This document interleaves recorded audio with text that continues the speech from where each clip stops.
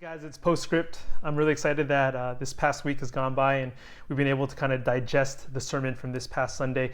And leadership is something that's actually really dear and kind and dear to my heart. And as we were kind of evaluating my sermon this past Sunday, one of the things that came up is this maybe perhaps talking and dialoguing more about, like, if we aren't listening to God, then what are we listening to?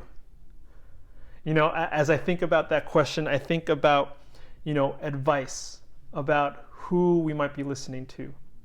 The scariest part about the question, who, if we're not listening to God, who might we be listening to, is actually Satan himself, is that we're listening to sin. And that is just mind-blowing, this idea that if we aren't listening to God, we're actually listening to Satan instead.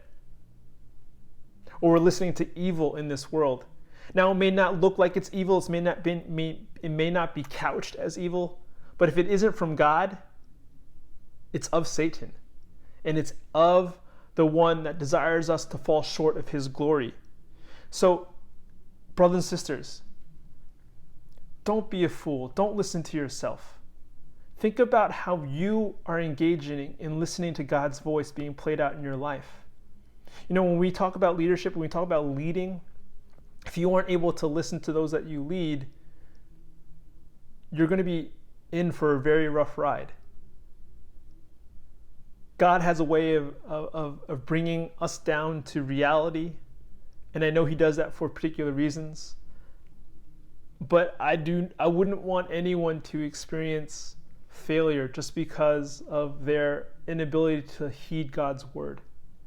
So brothers and sisters, I want you to think about this question. If you aren't listening to God, who are you listening to? And I hope that your answer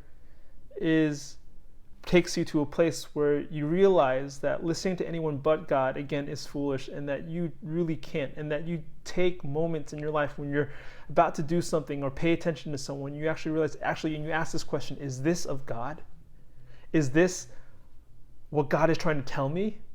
Or is it just what my heart or my inner being or just my inner voice or my pride or my self-interest is telling me what to do or to say or to do or to act? Because that's when we come away with a greater understanding of being wise. And that's how we come away with a deeper understanding of fearing the Lord. Is when we listen and choose to listen to God's voice above all else. It's been a great week. Look forward to seeing you on Sunday. Take care.